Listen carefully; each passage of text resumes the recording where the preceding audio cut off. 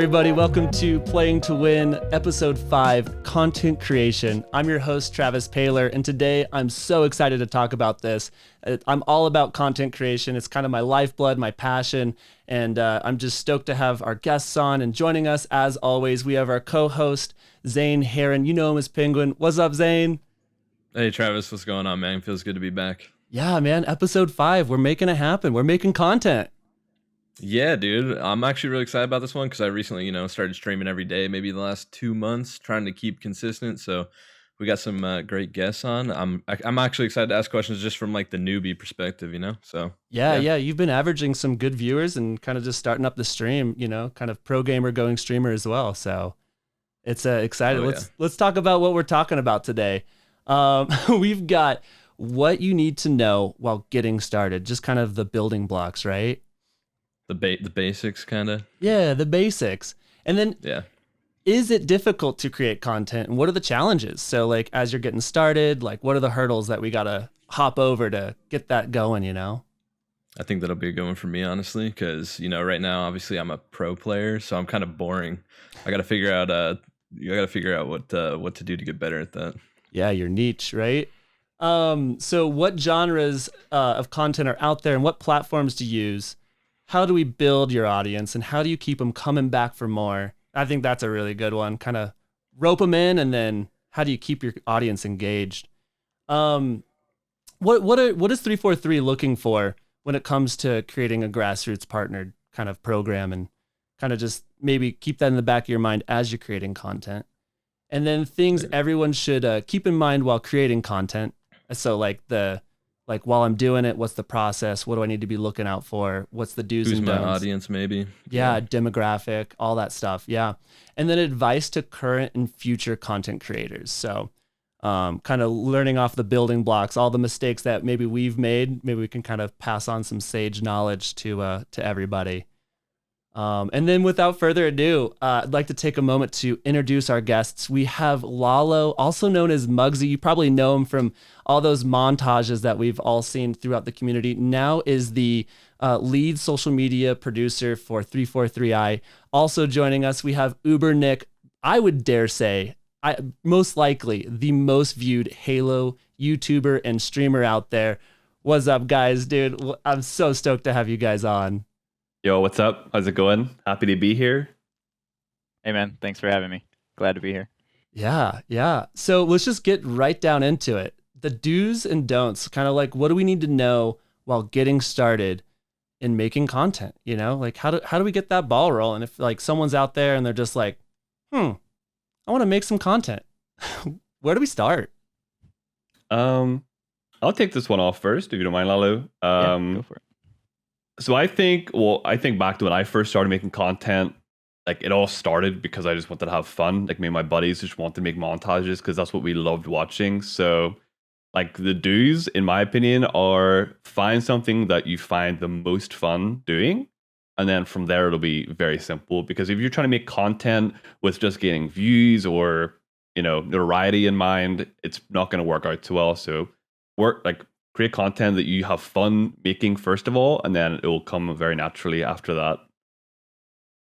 Yeah, I mean, that's pretty much exactly what I was going to say. I also started the same way, was I just wanted to get my clips onto YouTube. So I looked into how to put my clips from the ones that I saved in theater mode, how to get them onto YouTube. And that's where it all started for me.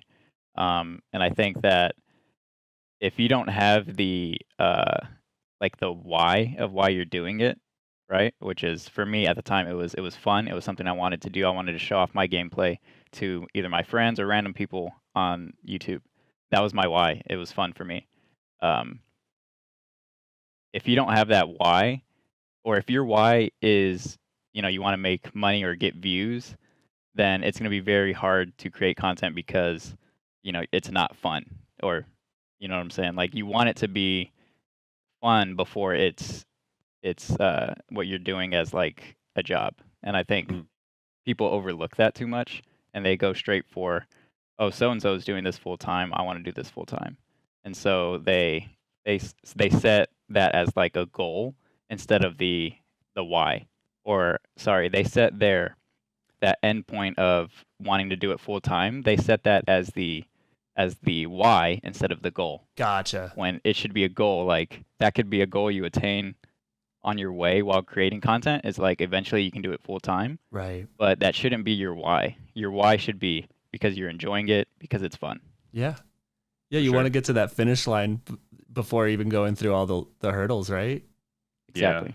I was just gonna add, if you make money your end goal, it's like the motivation part. I think a lot of people overlook. A lot of people see like a YouTuber with 1 million subscribers and think, oh, like I can get there, but what they don't see is the thousands of hours that have gone into work, thousands of hours of work that have gone into getting there. And they just think, oh, 1 million subscribers are making a lot of money. Like that's what I want to do. But the thing is, if you start with money as your end goal, you'll soon realize after an entire year of making YouTube videos and you've probably made about $20, you're like, oh, well, this isn't getting me anywhere, so I'm just going to give up. So that's why having fun as the main motivator is absolutely key, because if money is your motivator, you're going to very quickly realize that, oh, I'm not very motivated right now. Yeah. And I think I maybe am biased in saying this, but people who edit montages know this better than anyone. It's like that you're getting the lowest return for the amount of time that goes into a production easily, without a doubt. Like how much goes into a montage versus what you get out of making that montage it doesn't compare. And so when you do that, when you go through that for so long, you really stop caring about the views or how much money you can make, because for one, you were not making money off of montages because of copyright reasons. And for two, yeah, you do want people to watch your montage when it's out, but ultimately, especially for me, when I make videos nowadays, I'm making them because it's fun and I care about the end result. Like I want to go back to this video and watch it later, you know what I mean? Like I'm editing for myself more than other people, I feel like. And yeah, to me it does, like, yeah, I want it to bang and I want people to like it, but if they don't, ultimately, like if I had fun creating this video and if I'm excited to share it with other people later on, then it's a win for me. Yeah. Getting stoked about the work you're doing, right? Excited to show it to your friends and family. Yeah. I was gonna say it's kind of interesting that both of you, like starting in the Halo community and stuff, wanted to do montages. Like for me, montages in general, like via like the pro gameplay, was what got me into like wanting to pursue the Halo side, the competition side. So it's kind of interesting that there's kind of like a parallel there of like content creation within like the more competitive scene. Like you guys love montages, like, so I guess my question to you guys would be like, who originally inspired you guys? Like what montages did you guys watch? Because I watched all like the competitive ones, like the straight ripping and like stuff like that. Like what did you guys watch? The straight ripping montage, I probably have watched that video, I don't even know, dude, 30, 70 times. Yeah. You're like 10% of the views on that video. That's how it feels, dude. I've watched that video so many. Campy as well. Campy was a huge like motivator and like just influence on like content in general. Like Campy is the reason why I wanted to start streaming as well. You know, I just love watching his streams. So Campy, dude, we all miss Campy, man. We do. Where's Campy, dude? But we all like, I loved his montages, his streams, like everything about Campy. Like to me, Campy was like the ultimate content creator because I felt like he could do it all. You know what I mean? So I definitely like aspired to be like him whenever I like first started getting into like Halo content in a more serious way. What about you, Laylo? Yeah, for me, like I definitely watched all of the like hardcore and competitive montages as well. I think for me, the earlier ones that I saw were, especially the ones that had a big influence on me, were like Furion. Pretty much anything Furion made. But he also edited for pros too, like for Hysteria. It's like that main. It's an OG. Inspiration for me because he was doing editing and playing. Like that was what I liked a lot, is because I wanted to put my own gameplay on YouTube, but I also didn't. It never occurred to me to reach out to someone to do it for me. Right. You know, it never occurred to me to be like, "Hey, can you edit my gameplay?" That never crossed my mind. What crossed my mind was I just need to do what this guy is doing. Like, how do I do that? And then like he had editing tutorials, and then like that's kind of where it started for me. But yeah, like Furion montages, anything Zola made, obviously. Like Trinity, Halo 2, Straight Rippin', Legacy. Like anything he did was another tier than anyone else. Yeah. Um, What was the one montage Yeah. with Walshy with the bullet and the sniping? Yeah. What was that? Walshy's Halo 2 montage. Dude, like the graphics in that one, I remember watching that being like, that's cutting edge. Like I've never seen graphics in gameplay before. And now we see it all the time. For me, I was always able to enjoy montages for like many reasons. Like coming from an editor's perspective, I always like to see how people would push boundaries with effects and ideas. But then as a player, like I love watching gameplay. So Right. like I can watch a social montage and get something out of it. I could watch a hardcore, and edit only, like if it's the editor just showing off, like I can probably enjoy everything. So Right. That's interesting that you have to say that. I was gonna, because like a lot of people have this like divide, and like competitive Yeah. players hate social montages, and it just makes no sense because like they both take a ton of skill. Like who cares if it's guess? Like go yeah, try to man. go try to hit 10 killionaires. Here's- Like good luck. Right. What about Exactly. Mid Here's Blitz, how right? I'll He's out there explain doing that. stuff like that. I think I explained. I think maybe Nick is who I spoke with about this, but the way I see it is like, being able to hit those shots and get high multi kills, even like on players that aren't that great. It's like the NBA 3-point contest. Right. It's like imagine sinking every shot in the 3-point contest. Like sure, no one's guarding you, but that's pretty fucking sick. It's got to style, hit all your flavor. shots. You know what I mean? Yeah. And so when it comes to like social clips and playing against bots, For lack Yeah, of a better like, term, it's bots. Me. yeah, like it is what it is. You can't control who you're matching against unless you're abusing that, in which case, come on, like don't be weird. But when I watch people's gameplay that way, I'm looking to see how they're playing. Like obviously I know this fool is about to get a Killionaire because he's top mid on arrows with a snipe and an objective game type. If he doesn't get a Killionaire, then this clip's not good. That's already what I'm thinking. So how is he going to do it? And that's why I have a huge bias to people who play high sensitivity, because to me, if you're missing shots on like 3 or 4 cents, how? Like how do you miss a shot on that low of a sense? I don't get it, man. So like if you play on a high Lag. sense, it looks cooler, it's just flashier, like you're able to make faster decisions. And then how you're killing people. Like I said, yeah, are you going for quick scopes, no scopes, like bank shots? Like what are you doing? Like it's so much more than just killing people, I feel like. Yeah. And if I you guess- are going in to just kill people, that's fine. Just realize what you're doing is probably not that cool. You Yeah. got to make it cool. The way I see the difference between like a competitive montage and a social montage is I view them separately for different reasons. So like a competitive montage, getting like a simple overkill, but in a tournament sense is sick. You know what I mean? Getting an overkill on 4 insane players is awesome.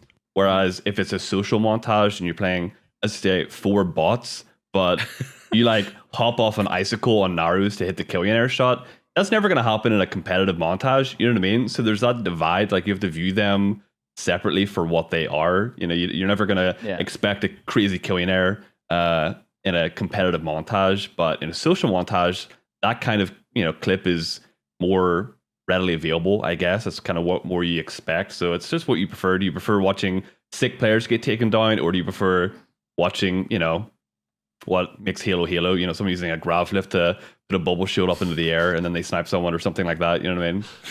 Some mid Yeah, blitz kind of moves, Yeah. Exactly, yeah. Yeah. Well, so let's segue into just what are the difficult hurdles that we face as a content creator? And like just the challenges that we're always kind of bumped up against, whether it's technical or, physical. I mean, streaming for hours on end. I mean, there's so many hurdles that I don't think people understand that come with creating content, right? There's like I just want to like make content. It's going to be easy, right? It's like, well, no, it's not. I mean, it's as simple as just getting our stream set up and like, how do I sync my audio and how do I get a camera up or to the streaming hours upon hours and just the grind, and being seen and all that stuff. I mean, Lalo, what's your perspective on just some of the challenges that someone's getting started? What are they going to face? Wow, yeah, that's a bit of a loaded question. Yeah. Really, I feel like what you should expect is that things are going to be a bit difficult, um, and some things are going to go wrong to, to everyone. It happens to everyone. Random Mm. things will go wrong that don't make any sense. It'll just happen. And you just need to expect to do some research. Like, you can learn how to do anything online. You really can. Anything you want to learn how to do, you can pretty much YouTube it. And so that's why I really don't have much patience for people who aren't actively trying to progress, whether that's as a content creator or a producer or a editor, whatever it is you're doing. Like, there are plenty of resources online for you to, while you're having lunch, while you're taking a dump, you can learn something very Right. quickly. No And excuses. yeah, so really to me it's like the expectation of wanting to put in the time to like either learn more or be flexing those creator muscles and like actually creating. Yeah. Yeah, that's great advice, dude. I mean, I had a mentor once say that you never fail if you never give up. So through all of the stuff you face, the battery dies mid-record or whatever. I mean, one time I did a recording without audio and I had to go to my client and be like, "Hey, we need to do that whole thing over again. Wasn't that a great rehearsal?" And there's just kind of facing the music at times and just be like, "All right, like, everybody makes mistakes. There's something that's always going to go wrong in the mission, right?" So Nick, what are the hurdles that someone's going to face creating content, and just the advice through those challenges of getting that stream going or getting that YouTube channel started? So as you said, the motivation is the key part. I've been creating YouTube content for like 10 years, so I've faced quite literally every single little issue that you could ever imagine. Maybe my capture card, for whatever reason, wants to break overnight. I record a video for an hour and then I finish the recording and find out that there's no audio. That's happened one too many times, which is incredibly frustrating. Maybe I've set myself a challenge to upload every single day. I do this thing called Daily December where I upload every day in December, which is an absolute grind. It is ridiculous. There was one time that I was doing that. It was 10:45 p.m. So I had an hour and 15 minutes to record, edit, and upload a video. I did it with 10 minutes remaining because I was so dead set on that challenge. It was ridiculous. It was a pretty bad video, not gonna lie, but it was still a video in the end of the day. So you really just gotta roll with the punches. Don't let one mistake or one issue kind of beat you down. Just kind of overcome it, or even just take a day off. Just be like, all right, I'm gonna leave it for today. I'll come back tomorrow. I'll try again. But don't let the little things kind of beat you down to the point where you don't want to try anymore, because there's so many people that start with so much motivation, with so much I'm going to do this is going to be my thing, it's going to be awesome. They get 2 videos in, they run out of ideas, or maybe an idea that they thought was going to be awesome doesn't land the way they expect. You have to, YouTube especially is just one big peak and valley. It's up and down constantly. So right now I'm on a huge peak with my YouTube. It's doing great, but I expect in a month from now it's probably going to valley. My views will go down, my subs will slow down. That's just the way of the game, unfortunately. So you gotta just roll with it, see how it goes, and just always have that goal in mind of what you want to achieve. Because if you have a goal set, you won't let anything get in your way until you achieve that. Yeah. Yeah, I was gonna say, even for me not having done the YouTube stuff yet, I want to get into it, and I'm going to. But even just streaming on Twitch for me, consistency is probably the number one hardest thing, especially if you have stuff going on in real life. Yeah. And you have other things you have to take care of. You're gonna have to find time somewhere, at any time. That's, so for me, streaming consistency. I'll stream at 9 a.m. to 5 p.m. and then the next day I have something to do in that time, so I stream from 4 p.m. to midnight. Yeah, it just depends. Well, that's the thing. I feel like if you want to take content creation very seriously, you have to be okay with sacrificing some things. The amount of times that my real life friends want to hang out, but I haven't streamed for 2 days, and I'm like, I'm sorry guys, I gotta stream. If you want to take it actually serious, you do have to sacrifice some things IRL at times. Obviously, you have to find that balance between what's more important in that certain situation. But luckily, like my friends in real life are awesome and they totally understand. They never get like annoyed at me for having to stream instead of hanging out with them. But it's very important that you find that balance between how serious do I want to take streaming versus, I can go a week without streaming, it's okay. But the problem is if you take those weeks on a regular basis, you'll never build that consistency and you'll struggle to build that audience. So you have to really dig deep sometimes, make it happen. I mean, yeah, it's kind of like, what are you willing to give up to get what you want, right? So Yeah, those exactly. sacrifices are required. And like Yep. any content's good content. I mean, I think that there's that misconception that like it needs to be the best quality as possible when I start streaming. I think that there's a lot of expectations that I've heard from, I've talked to kiddos, family, friends, and whatnot, being like, yo, like, what do you want to be when you grow up? And they're like, I want to be a streamer. I'm like, cool, yeah. So then they're like, oh, I want like the graphics and the swooshes and the GFX wipes and all that stuff. I'm like, yeah, totally. Maybe just start by like turning on your game and your camera, you know? So you got to start somewhere, and it can't just be like the 10 out of 10 content quality, kind of setting the bar low and aiming high is always a great For sure. starting point. So what genres of content is out there? What platforms are we using?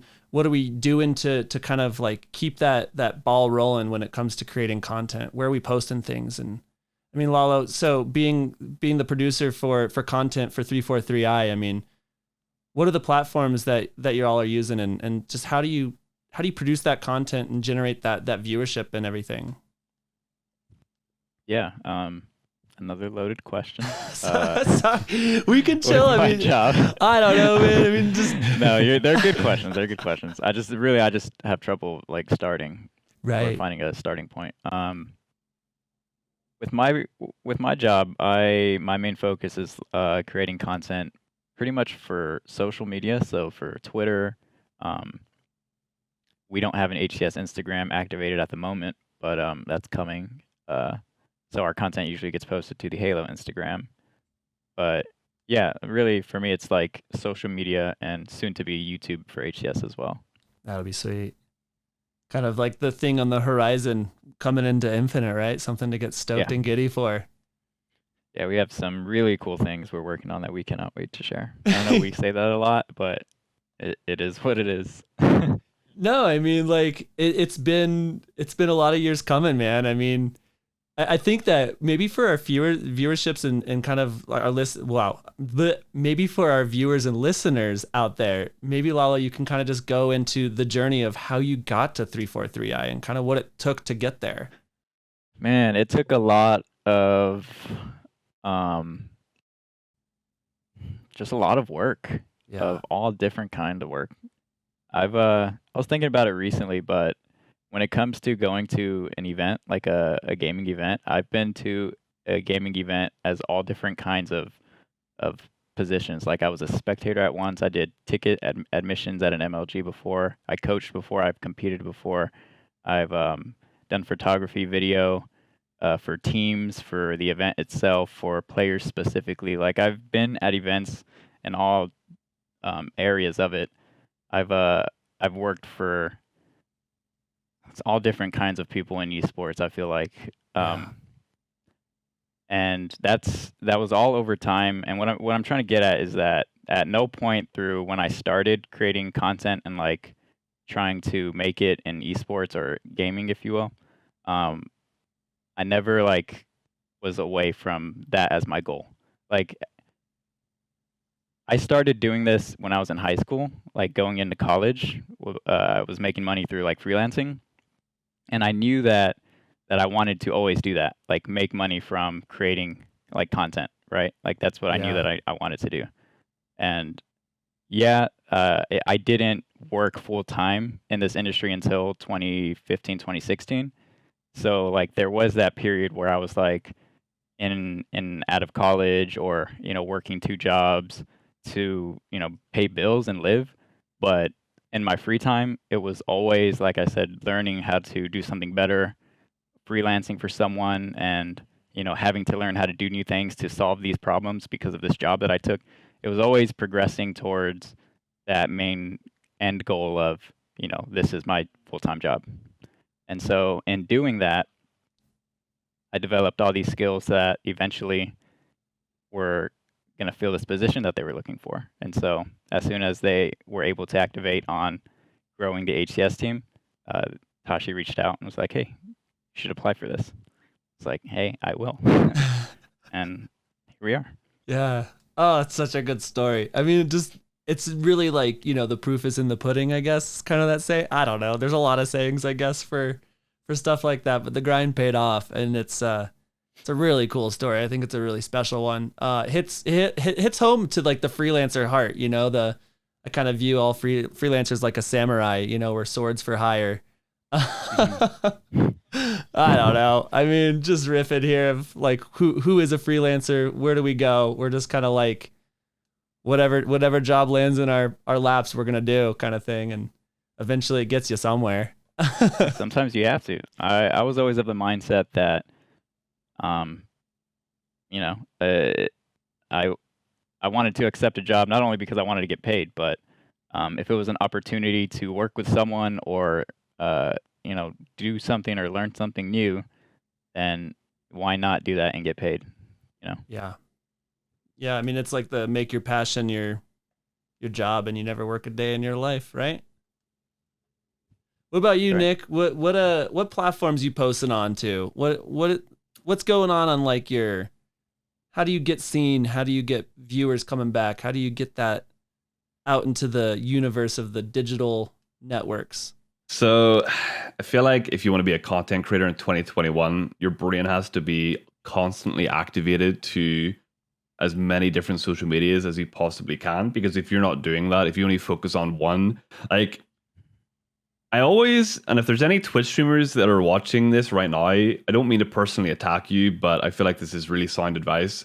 But if you're not posting on YouTube or to Instagram or Twitter as well as live streaming, you're making a critical mistake, because Twitch's biggest problem is discoverability. You're never just going to get randomly found on Twitch. You'll never start your stream day one and 2 weeks later you'll have 1,000 viewers. That will never happen. But if you post on YouTube and grow a YouTube audience and you draw people from there over to your Twitch, or even like a Twitter or an Instagram, TikTok, whatever, just having a different channel to feed people towards your stream is going to make a world of difference. So for example, I was a YouTuber first and foremost. I've been doing Halo YouTube since 2014, and I started streaming in 2016. So I avoided that era or like that stage of streaming of only having like 2 viewers, because I had my YouTube audience to kind of back me up from day one. So I immediately went to 20 to 30 viewers on my Twitch. And then from there, it's grown pretty naturally. But you got to be posting on YouTube, even if it's like stream highlights or, some kind of, even once a week, just a unique video. I feel like uploading just a raw gameplay from your stream isn't going to cut it nowadays. You have to have some kind of unique spin. But if you can just, even once a week, put something out there on YouTube to just build some kind of base audience over there, just so people are like, okay, there's like a lot of content flowing out from this person. I'm going to check out what else they're doing. As well as that, I think Twitter is the most important social media that any content creator can be a part of. People have their opinions on Twitter, but from a content creator's perspective, it's great for connecting with people really quickly. It's great for sharing your content very fast as well. So a couple years ago, I took a real initiative in my head that I really want to grow my Twitter. I think it's really, really important. So I think my Twitter is on 17,000 followers right now, which for a Halo content creator is relatively high, but it's because I put such a huge focus on my Twitter account, a while ago, because I was trying to be as forward thinking as I possibly could, because I feel like everything about being a Halo content creator right now is building towards Infinite's release. So I want to set myself up as well as I possibly can for whenever Infinite comes out, because Infinite is going to make or break a lot of people. It's going to really build and create a lot of careers for people, and it's going to boost and elevate a lot of people, but a lot of people are going to fall behind whenever Infinite comes out. So you got to be working and spreading yourself throughout all these different platforms as much as you can right now. The amount of people saying, I'm going to start whenever Infinite comes out, I'm like, that's too late. You can't start. You have to start right now. You have to start today. Yeah. That's a very loaded answer. I'm sorry. Yeah, Dude, that's great. No, that was actually that. Yeah, that was great, because I was literally gonna ask about like YouTube, honestly, and you just answered like every single question I had in my head without me even having to say anything. Because you know, I read your mind. You read my mind. Because like obviously, like I'm on Twitch, and like I've been trying to like bring people back. I guess build that consistency, and maybe you guys can speak more on like bringing in audience and like keeping them around. But yeah, like I started out on Twitch and I had to go through that grind of having like 2-3 viewers or whatever. So like I think Twitch streaming is like good, but like once I started posting on Twitter all the time and more consistently and adding like some kind of clip when I actually go live, like people have come back like way more often. So like speaking on like audience building and like keeping people coming back, like what do you think is important there? I'm gonna go with you, Nick. The consistency is definitely the most important part. Having even a light schedule. You don't have to be 100% strict to your schedule. I think a lot of people are like, I need to go live exactly at this time on this day. But if you have a light schedule that people can somewhat expect of you every single week, that alone goes a huge, way. Like in my Discord, I see people all the time doing the little schedule command just because they're like, oh, when's Nick, roughly going to next go live? So consistency is super key. As you say, posting a clip on your Twitter, I feel like just posting on Twitter, hey, I'm live with a link, that just isn't enough. You have to have a little bit of flair to it. So a clip, even like a going live graphic or an image, even a meme, something just to kind of go along with hey, I'm live, by the way. That'll alone draw in so many more people to your stream. So consistency is definitely the most important part. But yeah, you're doing a good job with the clips and all that stuff. You're doing a lot more than what a lot of people do already. What makes a good stream? What makes a good stream? Or a good streamer? Good I streamer. think what makes a good stream to me, yeah. or I have the most fun watching streams where it looks like the streamer is having a lot of fun. Like if the streamer is just, like having a time, whether they're like either playing with other people and they're laughing a lot or talking with chat and just having a good time. Like I like watching and being involved in those streams. Yeah. So I think if you're not obviously having a good time and enjoying what you're doing, then that's going to show. Yeah, kind of being feeling a part of that stream, right? Kind of, right? I mean, maybe just like, hey, I'm part of this thing, and like, or I'm like, maybe it's like you feel like you're playing games with that person, kind of, you're just a part of that, or yeah. I mean, for me, from content creation, for me, what I'm always like enamored with or always hyped on is just graphics. I love like quality, good camera, good audio, and like, dude, it's like you're like the person who cares a lot about graphics in a video game. dude, like the game could be the funnest thing ever, but if it looks stupid, they'll never play it. That's a good point. Dude, I hated playing Among Us. No, I mean, if it could be as simple as just like, a nice like overlay over the camera. I don't like a floating picture. I like just like a little box to ground that camera into the scene. Or as complicated as an ODST drop pod coming into the stream. Oh, was that you, Nick? Did I? Yeah, that was me. Dude, your graphics are so fun. They're really fun. Can you just talk about like how why and? So I guess for as long as I can remember, from back when I was like 15, 16, when I started YouTube, I thought it was so important to have a fancy 3D intro for every video. I thought if I don't have a cool 3D intro, then people are going to automatically not care about my content because I don't have something flashy to show off. So it's kind of been like burned into my head from a young age. I'm 26 now. So from like a young age of 15 when I first started, I was like, I need to have graphics or something fancy about my stuff that will make people be like, yo, Ubernick has a weird accent, but his graphics are sick. You know what I mean?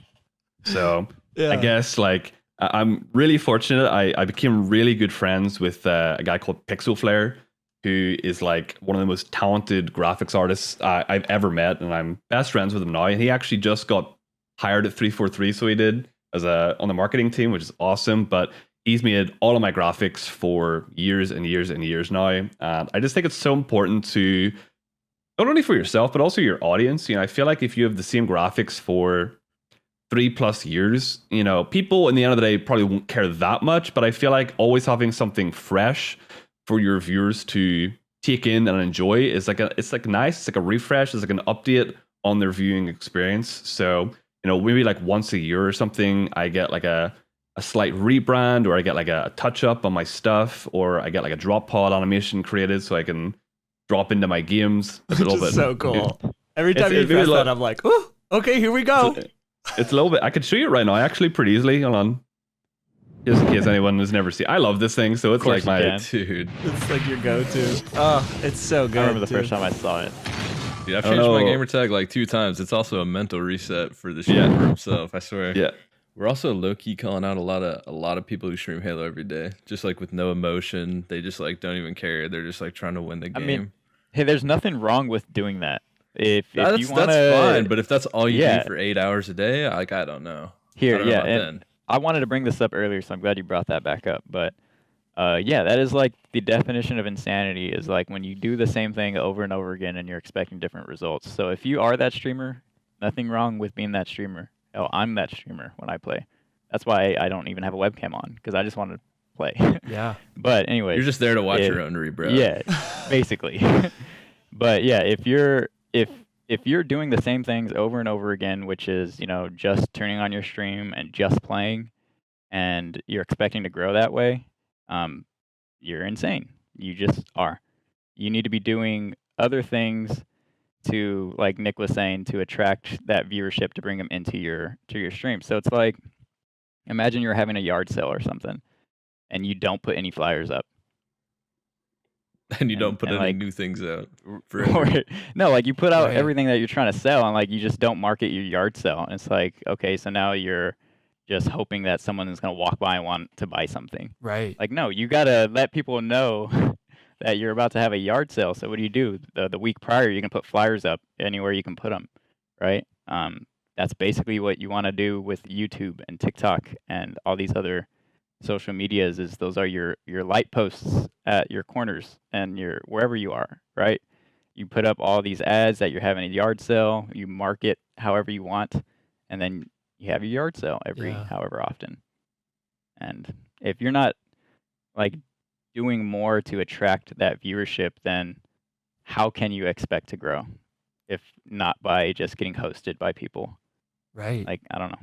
Yeah, I think let me just touch on hosting real quick. I think a lot of people put all like way too much hope on hosts nowadays. I think a host on Twitch went a lot farther years ago, but I think nowadays a host really isn't that effective. They have a new thing called, well, not really a new thing, but they have raids on Twitch now, which Right. are pretty good because they actually, you know, take you to the person's page. But a lot of streamers are like, oh, I'm waiting for that big host. You know, that big host is gonna change everything for me. When unfortunately, you know, I see hosts all the time of like 100+ people, and maybe like 1 or 2 people from that host stick around in that new person's stream for the most part, unless they are, you know, incredibly engaging and super talented. Hosts don't really do that much, so it really is on you to put content out there, and also, you know, reaching out to other people to like co-stream or, you know, try and make those connections yourself. Yeah, I'm kind of subject. I hate to even admit it, but when a streamer hosts someone else and I'm watching that streamer, the second they get hosted, I'll give it a little second and then I'll be like, okay, cool, bye. Yeah. Because I came there to see that specific person, and when they're done, you know, it's like, all right, like let's get on with the next thing, or what's, you know, whenever I watch a stream or watch the HCS like Pro League or whatever, I'm like, all right, now I just want to go play this game. Like, just gets me so hyped. I'm like, all right, I'll go make my own montage now, or actually I'll be a part of a montage because I'm just a bot, but whatever, we don't talk about that. Yeah. Yeah. I was gonna say I definitely think it's on you to be entertaining, because I know when I first started streaming, like I watched my old streams, I was so boring and I hate it. I watch my streaming now and it's like okay, like getting better. But like when I was first streaming, I would get hosted, like I would have extra 30 viewers for like 10 seconds and then it'd all just be gone. Now it's at the point to where I get rated and, you know, like 1 or 2 stick around. And that's a win in my book. You know? That's a win. It's on you to be entertaining in the first place. Like you're not just gonna stream every day. Like yes, if you stream every day, like you might see more consistent viewership and growth. But if you're not entertaining, like at all, and all you're doing is the same thing, that host isn't going to matter in the end of the day. Right. Yeah. You have to see it from like literally take an outside look and think, why would you watch yourself? Like why you got to have a reason for why people are going to tune in. I love your that stream. take. That's a really You know what I good- mean? Yeah. Yeah. How are you different from any of the other people who are all live doing the same thing you're doing right now? Mm-hmm. That's really what it is. Yeah. How are you worth their time? That take actually goes like pretty deep as well, because that goes into every aspect of content creation. Because going back to like YouTube content and what should I make, I think it's really important that you create content that you yourself want to watch. Because I find that in 2017, that's when my channel first had its first boost or whatever, and that's because I directly made videos that I thought were interesting. Like the videos that kind of popped off for me were like Halo 5 Warzone challenges, where I would pretend to be characters from Halo Reach, and then I would use their weapon loadouts in Warzone, because I was like, it's an interesting idea, like being this character in It's a good Warzone, idea. and I would use their weapons only and see how many kills I could get. It's kind of like a kill challenge with a weird twist. And I was like, to me, that's interesting, because I'm not like super into the lore of Halo, but I'm kind of into the lore. So I was like, it's kind of implementing Halo lore while also doing a fun multiplayer challenge. And those videos like popped off. They absolutely blew up. And it was a cool mini series. There was like 5 or 6 episodes. And then I ended it by getting a group of my friends together, and we all individually were characters, and we played on the same team. And then we had a little competition to see who could get the most kills as their character. That video got 500,000 views. That video sick. blew up. So like that little series was like probably the smartest thing I ever did, because without that, I probably wouldn't like be where I'm at right now. But create content that you yourself find interesting, and it'll hopefully be, it'll come across as super interesting. Because if you're into whatever you're making, instead of trying to make stuff that you are trying to force to be successful, you'll find way more success doing it that way. Bro, I love kill challenges now. That's actually one thing. That's actually one easy thing if you stream Halo, just to like do something like that. Like, how many perfects can I get in a game? Yeah, I've been doing how many melees can I get in a game? My record right now is 31 in Champ Arena. 31? Like, that's just What? 31, dude. On, Shit. on Fisher Oddball, the best map you've ever seen. Yeah. That is Literally ridiculous. 31. Were you doing Damn. stickies too? How many sticks I could get in a game? And I got like 7 maybe. I mean, that's better. I get like 1 by accident. Yeah, dude. You do like a ninja challenge, a melee challenge, ground pound challenge if you're in the right game mode. Like, Halo is full of different like ways of doing that stuff, which is yeah, cool. absolutely. I preach that all the time. Halo is like the ultimate content game for FPS. It just Totally. is, dude. There is Easily. no other game like that at Like, all. Frag movie, when it comes to like montages, Yeah. machinima, just what you can do with the sandbox and the tools. Easily like the best FPS game. It's also Yep. like from an entry level, it's I'd say the easiest, right? You have a game, you have a lobby, you have machinima mode, so you can go into theater, you can clip stuff. I mean, it's just very like user friendly for anyone that like wants to like dive in and just be like, all right, yeah, let's make this happen and plant those little Yeah. creative seeds and be innovative. I think that innovation is really important. Do you think that innovation in streaming is just like have we kind of tapped out as far as we can take streaming, or do you think that there's more levels that can be achieved or in streaming? I mean, Like, I don't think it's peaked just yet. I think people are kind of really taking it to the next level. There's even a couple of Halo streamers that I watch that I'm good friends with that are really like cutting edge. Like, you look at Dr. Disrespect, and there's a few people in the Halo scene that aren't maybe on his budget, but they, with what they have available, the fact that people can set up a green screen in their own home as a hobby and create these like absolute spectacles, they can create like insane like productions all from their bedroom in 2021, which is insane. Streaming on YouTube are still very early. It's still a very new thing. You look at like any other job in the world and they've been around for decades, whereas streaming on YouTube, it's only been around 10 years now that it's been kind of like a viable thing for anyone. So yeah, we're still very early, and I don't think we've even like scratched the surface of what is capable of at-home live streams, because as internet gets better, 4K streaming, all that stuff, I think it's going to become more like full at-home production live streams, it's going to be like insane what people are going to be able to make as we learn more and the space continues to like get bigger and bigger and bigger. So it's still very early. It's still very exciting what I think is capable, or the potential anyway. Yeah. So Nick, you're wearing a shirt that says grassroots on it. Representing. I love that. Can you just talk about just how important grassroots is to you? Maybe the experience we talked with Action Man, and we also talked about Tashi's kind of story about why he thought about making grassroots program. And I just would like to live on the grassroots for a little bit, and how you got there and why it's important to you, and maybe just like what did it feel like when you were like, yo, like I'm freaking grassroots partnered now. Being a grassroots is one of the most like, whenever I got invited to grassroots, thankfully it was awesome. I was one of the first 4 people that was invited into the program, along with Action Man, Dated It, and Vetoed. So being one of the first 4 people in the program was like incredible. Big shout out to Lalo and Tashi for that.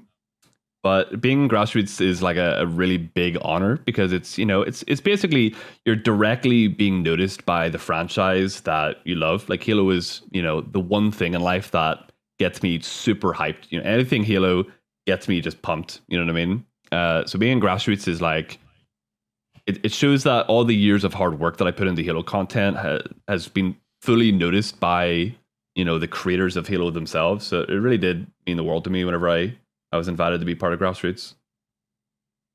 Yeah, that's cool.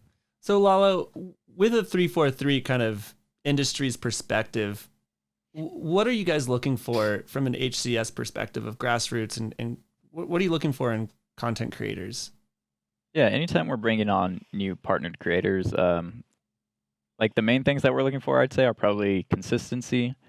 How often are they either streaming or posting on YouTube or wherever socials they are? How often are they doing that? The quality of it, right? How good is this content? Because quite honestly, like anyone is capable of streaming all the time. Right? Is that fair to say? Like anyone can 100%. block out the amount of time a day it takes to stream every day and just do that. Totally. So it's not that hard to be consistent. Okay, it is. You see what I'm not trying to say it's hard, it's not hard to be consistent, because it is, but I'm saying that anyone has the ability to be consistent. Does everyone have the ability to make quality content? That's where I feel like more time needs to go in for a lot of people. Right.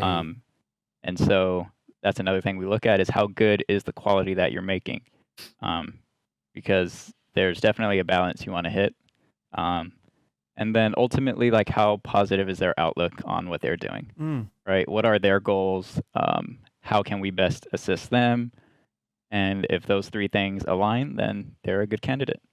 Yeah, hungry content creators that are happy and go lucky and love what they do, like Nick, like our Uber Nick over here. Exactly. Nick's a shining example, gold diamond member, I'd say, of Stop. what creators should aim it to be. I love that. So when we're creating content, what are things that we need to keep in mind? The do's and don'ts, Zane, when we're like base level, like what am I not allowed to say? Yeah, well, yeah, I mean, like, without saying it, obviously, but like, I mean, so for me, like there are things obviously no one should ever say, and if you don't know those things, then get educated. I don't know how you don't know those things, get educated, but Google it. Yeah, and then just present yourself like how you'd want other people to see you. Right. So like, be a nice person. Don't be like a complete POS. Like I don't know. You know? Don't be a jerk. as far as streaming goes, or like creating content, like you can rage and stuff, but don't like start like attacking people, because that's just a bad look. If I could chime in there. Yeah, go ahead. One thing I've noticed about streamers sometimes is that they almost feel like they can't defend themselves because they fear coming across as an asshole to a viewer. The way I run my stream is I'll be very respectful to everyone up until they are not respectful to me. I'm not going to sit there and let someone be an asshole to me in my Twitch chat. You know, I'll call someone out if they're, you know, being an idiot in my chat for Right. a prolonged period of time. Obviously, they can like type something dumb, then I'm not going to snap at them. But if they are like continuously being, you know, weird in my chat, I'll be like, look, you're in my chat. Can you stop? And if they don't, then I'll time them out, because I feel like a lot of streamers fear losing that viewer number. You know what I mean? And they'll kind of they'll put up with being treated badly because they fear losing that number. Where in reality, it's sometimes better to cut out that negative energy and maybe taking the viewer loss, which will eventually be replaced by someone that enjoys their content. So if there's one thing I can say to streamers, don't sit there and let yourself be, you know, someone's punching bag after a long day just because you're on a live stream and they're not, and they have a keyboard. Like, stand up for yourself and let them know that, hey, you're still a human being. I'm still trying to just put on a fun show for everyone watching. Like, I'm not gonna allow you to be, you know, just toxic because you've had a rough day for whatever reason. You're not the dog to come home and kick, right? Yeah, exactly. I think that's really important. I think streamers really need to have that realization that if your number isn't worth being treated badly for. That's great advice. I think that Yeah, 100%. you don't want to feed the trolls, but you also don't want to get beat up by them either. Lala, what are like the do's and don'ts, or things that a content creator needs to have in the back of their mind while they're creating content? I would say do have, I guess, reasons for the content that you're making. I know it's probably hard to have reasons and whys for every video you're making, but it's still something you want to keep in mind for at least every video. Like, try to have a reason why you're creating this content. There's nothing wrong with, you know, YouTubers who have content where it's you know, whether it's VOD that they're re-uploading because it's a good VOD or anything. You know, there's nothing wrong with that. People like that type of content as well. But to me, I definitely consider them two different kinds. Like, you're a streamer or a content creator. Some people are both. But I don't think if you're just streaming, I don't consider you a content creator. And I don't mean to offend anyone by saying that. To me, they're just different things. Like, if you're creating for YouTube, like taking VOD and editing it and transforming it into another work, like, that is content creation to me. If you're just streaming and playing games and you know, providing live content that way, that's streaming to me. And not to say one is better than the other, they're just, to me, they're different things. I think that's a really great distinguishing between the two, right? Like, actually taking something into post and doing some work to sweeten things or enhance something or whatever is kind of making more than just streaming and going live and one and done kind of thing. Yeah, I mean, I think that from my perspective, you know, I do a lot of broadcasts for television, and then I do filming, editing, producing, content creation. And so live is just kind of whatever you're given, you're kind of just taking it as it comes and then putting it out to the world. And then, you know, content creation is taking that live experience and then telling the story or enhancing it somehow and adding some more contents or the cherry on top. Or Right. So what I was trying to get at was that basically try to have a reason for the content that you're trying to make, right? Why, like we said with the streaming, why is someone going to want to take their time to watch this video? Like, it's a 6-minute long video of you playing Halo MCC. Like, what is so special about this 6-minute video that someone should take the time to watch it? Because if it's just, you know, you think you played well, why is that any special? Why should I care to watch that? Like, right. So many people play well. You know, I got 30 melee kills. Right, exactly. Like, that's what like, is yeah, the, you need what a is twist, the why? definitely. Like, call it a gimmick or whatever. Like, you need a reason that someone's going to want to watch it. And if you're not actively thinking about what those reasons are, then I feel like you're kind of lost. And you need to start there. Yeah, the why, right? It's the full circle. Why, you know, things to think about when you're getting started to, as you're still grinding, still having that why. That's really important. I think that people forget that sometimes. I know I watch like pro players is to learn call outs. I still don't know all of them. As Respect. That's a good one. Yeah, I mean, like when I tune into a certain stream, there's something that I'm looking for, right? So like also having the demographic that we kind of talked about, the who are you streaming for? Why are you streaming for that individual, right? So, I mean, Nick, when you're streaming, when you turn on the stream, who are you looking for? Why are you turning on that stream, and what's the purpose? And then cutting that stream into a VOD or whatever. I mean, you've gotten into some of the purposes, but who are you looking for to tune into your streams? And the reason why I started streaming initially was because I was a YouTuber first and foremost, as I said. So I wanted to like find a way to connect with my audience on a more personal level. I didn't want to just be like, oh, Ubernick posts a video every 2 days, and that's cool. That's all we ever get. Like, I love the idea of having like a real connection with the people that watch my content. So that's why I started streaming in the first place, a couple years ago. And there was a point in my life where I was like, I would absolutely hate to be a full-time streamer. I thought the idea of being a full-time streamer was hell. Basically living your life live on camera for people to watch and that being your income sounded terrible. But as I started streaming more and kind of growing my audience, I really like fell in love with streaming, and I finally realized like, wow, it's really cool playing a game and having that one-to-one interaction with people live. They're asking you questions or even just having a regular conversation with them. So that's why I love streaming, because you just get that interaction. And then the VODs is just, you cut them down. I do like a stream highlight series on my channel, maybe like once every month or every 2 months, just depending on how often I get clips. And people often tell me those are their favorite videos from me, just because that's like the real me, if that makes sense. Like that's like little highlighted moments of me just in my element playing Halo or just having a good time on my stream. So the stream highlights are just a great way of having like, in the midst of high production content, you have like that little personal connection in those videos where you just kind of highlight your best moments from the last month or whatever. Those highlight, I think I even told you before, but those highlight videos are like easily my favorite content of yours.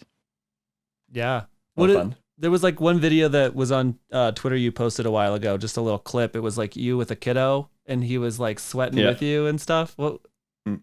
Oh, so I got like a random party invite while I was streaming, and he like spammed me. So like the little like beep from your Xbox game bar went off like 100 times. And I was like, flip me, this person's going crazy. So I obviously had no idea who it was, but I basically said to my chat, like, should I join this party randomly, like live on stream, just to see what they say?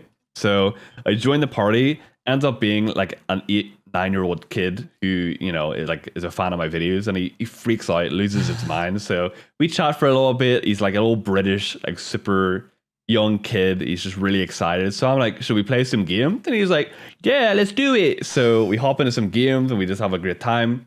He cracks us a couple really, how should I say, jokes that a 9-year-old shouldn't be making, but it made for like really fun stream content. So that's where that clip came from. So I made a video out of that.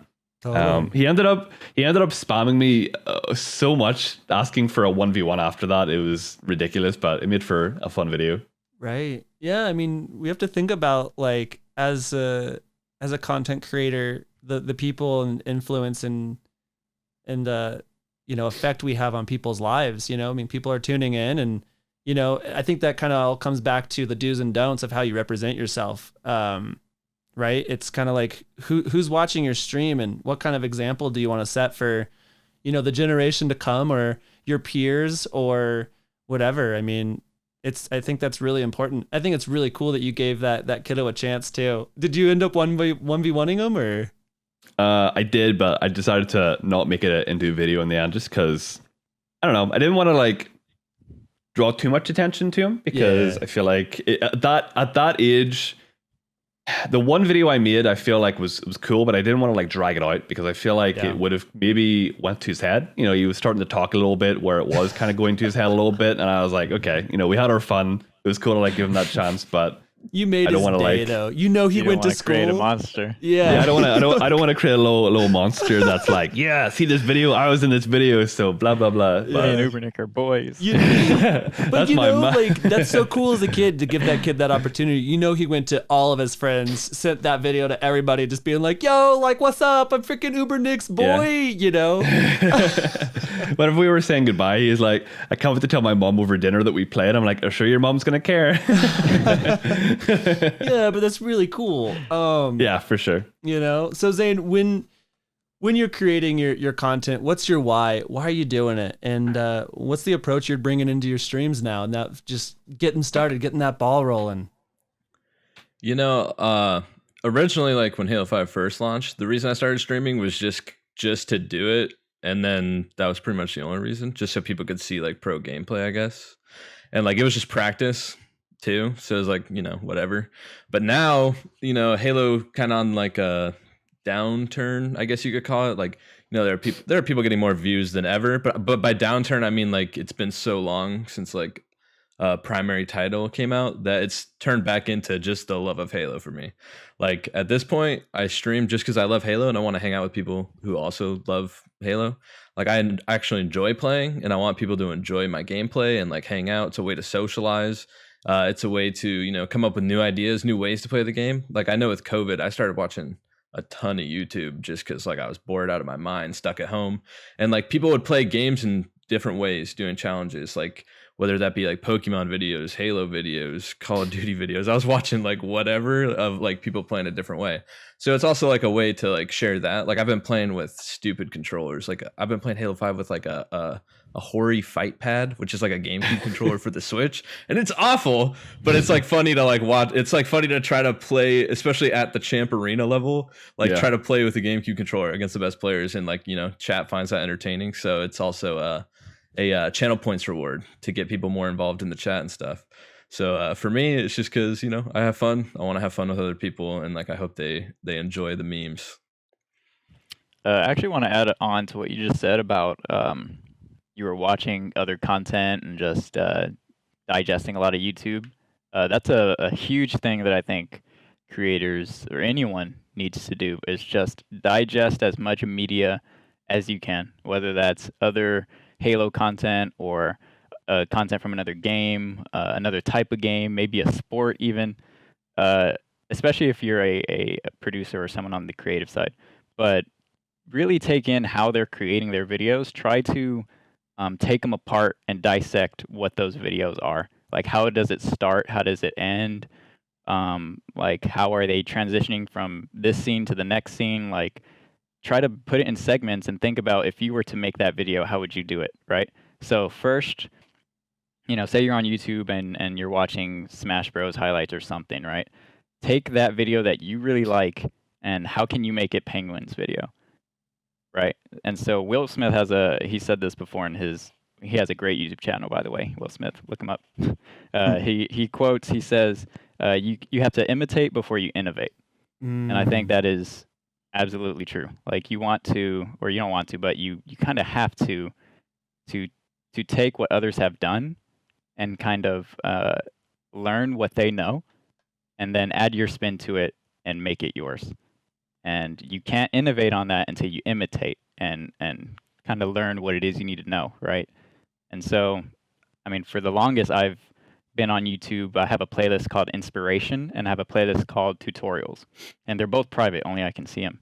And so over the last few years, you know, I've saved tutorials from, you know, how to do cool effects or whatever that I know I want to do one day, and I'll just save them in tutorials.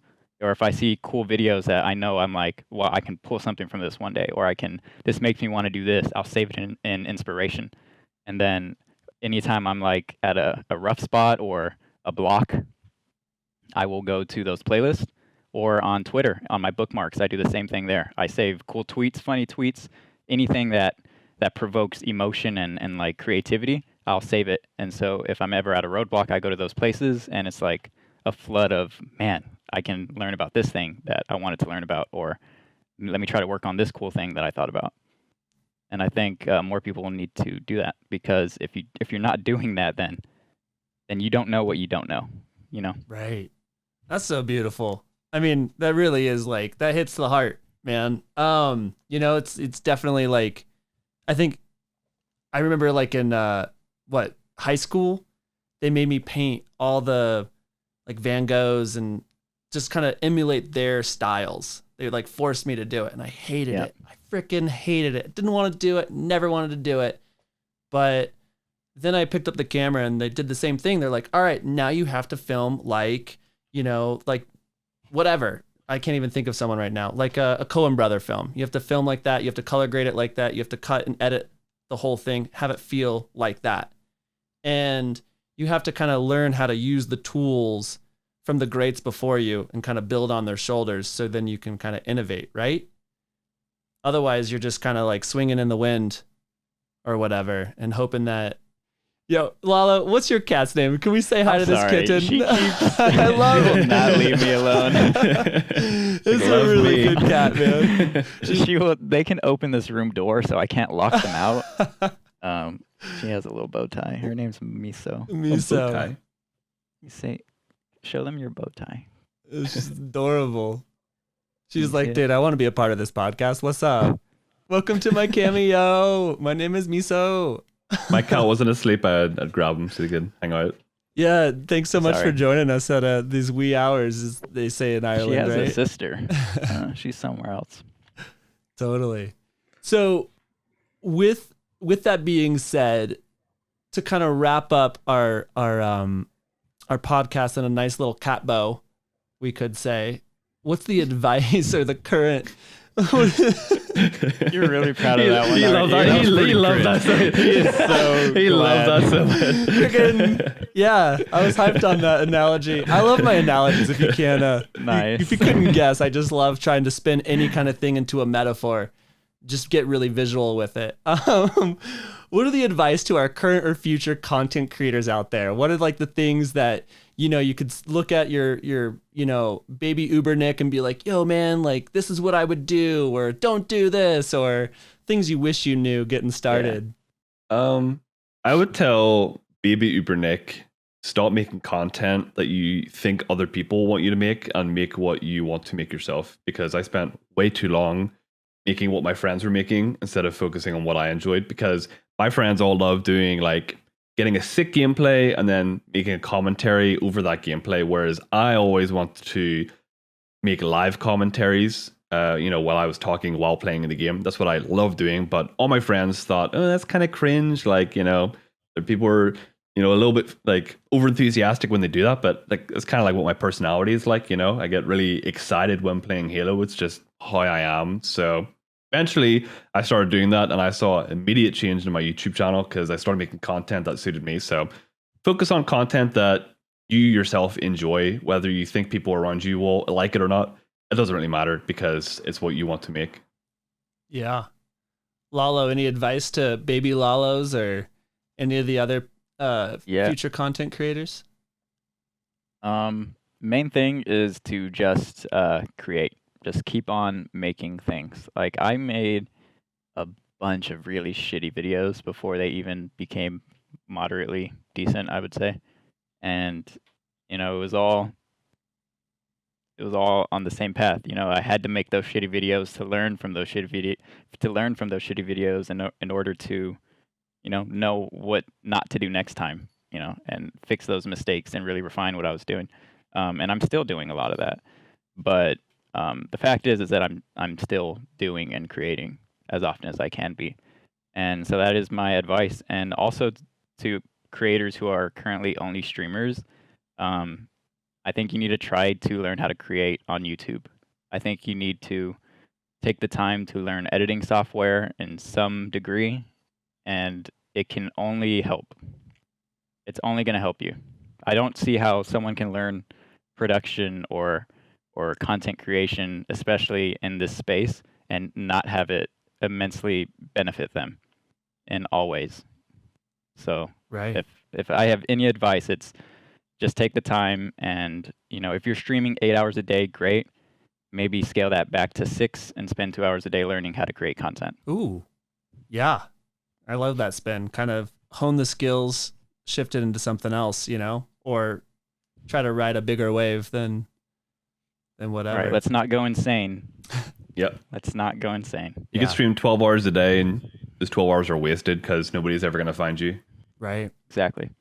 Zane, what about you, man? I mean, just getting started, things, sage advice or things that you've encountered that you could pass on to the.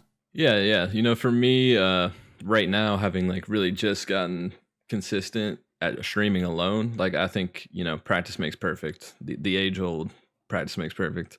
Like you're not gonna have the best stuff right away. You know, Lalo said he had to make tons of videos until any were decent.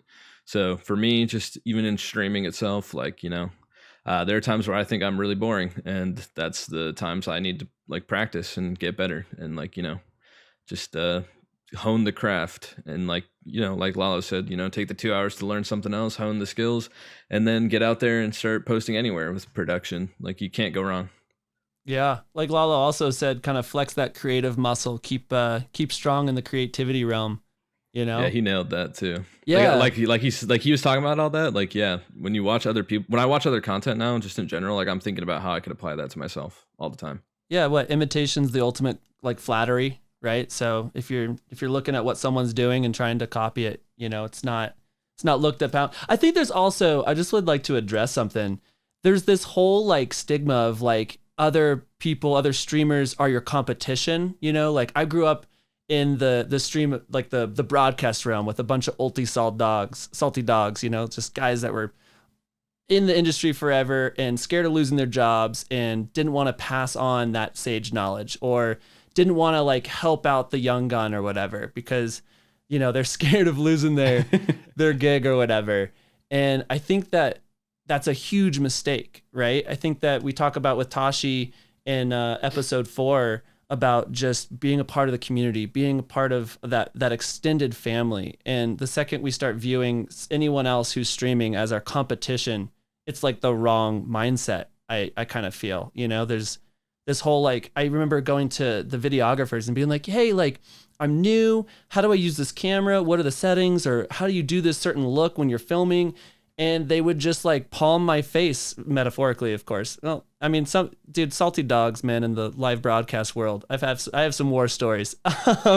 But, you know, they would just kind of like push you away because they didn't want to pass on that knowledge or they didn't want to help that new person to the scene. So I don't know. I just really want to kind of address the. Yeah, I think that's actually a really important point to bring up because, you know, I'll be straight up and honest. You know, years ago when I would be, you know, I was friends with people, and if their YouTube channel blew past mine, I couldn't help but be jealous. You know, I was like, why is their channel growing and mine isn't? Yeah, I couldn't help but be not angry at them, but like kind of like not understanding why or what they were doing compared to me. And I was like, I couldn't help but be like sending out like negative energy towards them because I was jealous, I guess is the correct word for it. But as you create more content and you grow in this space, you'll eventually learn and you'll realize that that mindset is completely the wrong way to look at things. And you should always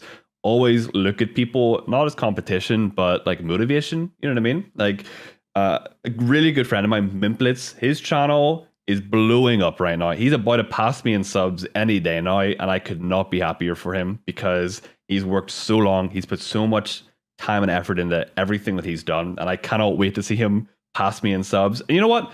I'll pass him in subs right back eventually, all right? He can have his time, but don't look at people as like your enemy or your competition. Well, competition is maybe not the worst thing, but friendly competition. Totally. Yeah, Totally. friendly competition. Like you can like be like, I'm gonna pass you in subs, right? And you're not gonna have anything you can do about it. And they're like, all right, bet, you know, I'll do my best to keep going. So it's like, it's almost like use your friends as like ways to push yourself. You know, Right. use your buddies to keep yourself motivated, because I've met so many good friends through the Halo scene over the years that we've created content together. We've like pushed each other to create better content because of each other, and it's nothing but, you know, it's nothing but a good thing. So never look at your friends as like the enemy or someone that you have to take down. Like share your secrets, collab with people, you know, work together to grow each other. You know what I mean? That's the most important thing you can do as a content creator. Yeah, absolutely. I mean, that's the whole, the name of this podcast is playing to win, you know? And so everyone's playing to win. it's just, friendly manners, right? I mean, we're all part of the same team at the end of the day.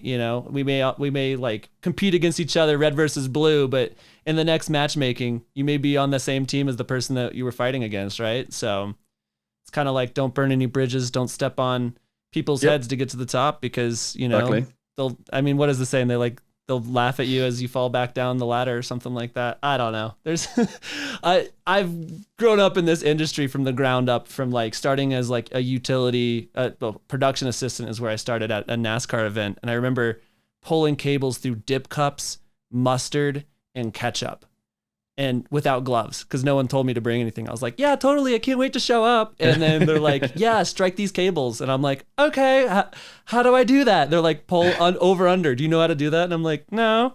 They're like, cool, we'll do it. And so I pulled these cables, and I remember at the end of it, I just had like dip, tobacco, and mustard. I was just like, and beer. I was just like, this is, but Nasty.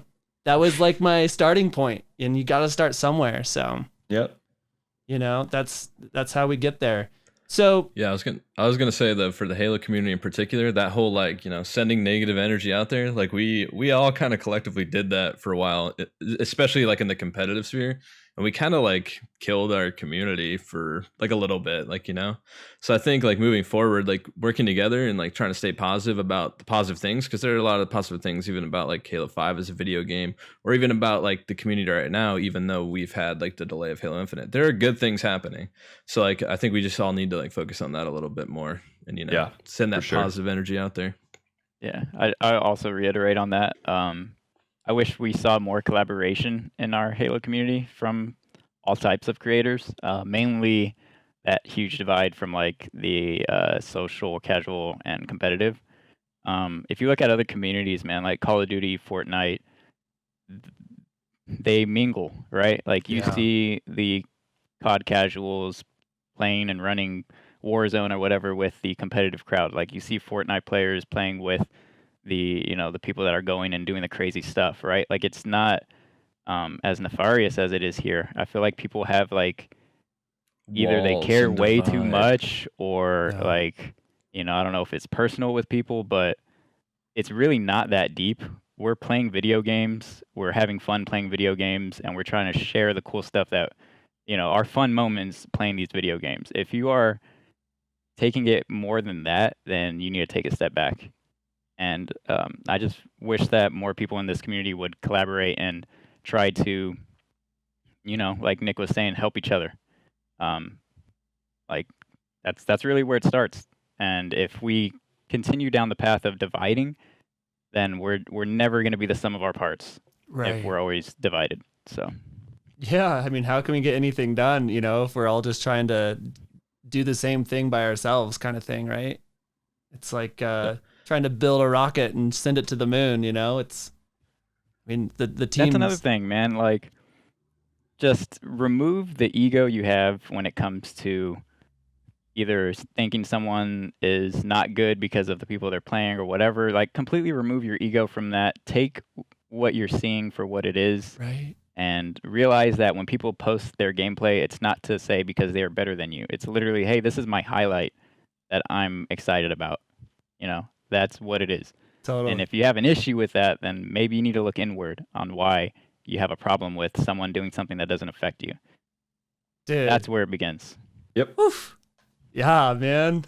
Oh, wow. Yeah, we covered all the bases here on content creation, good, bad, ugly, fun, platforms, channels, all that stuff, insight, do's and don'ts.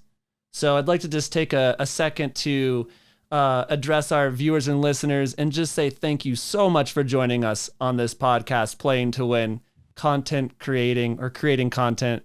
You can say it either way. It doesn't matter.